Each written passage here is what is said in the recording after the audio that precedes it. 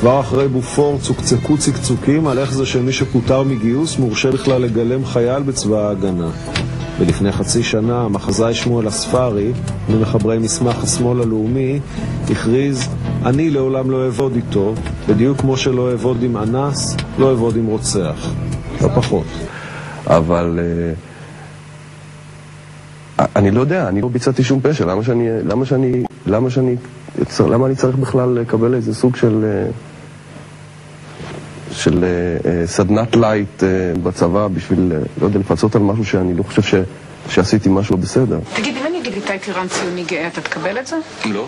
לא? אתה לא רוצה להיות ציוני גאה? אני לא, זה לא עניין של רוצה. אתה לא מרגיש ציוני? לא. תגיד, אם אני אגיד לי טירן ציוני גאה, אתה תקבל את זה? לא. לא? אתה לא רוצה להיות ציוני גאה? אני לא, זה לא עניין של רוצה. אתה לא מרגיש ציוני? לא. במבצע הזה כל אחד זוכה. פלאפון בחגיגת סוף השנה. מגוון סמארטפונים ולפטופים במבצע שפשוט אסור לפספס. בלקברי, נוקיה, סוני אריקסון, סמסונג, LG ואייפון.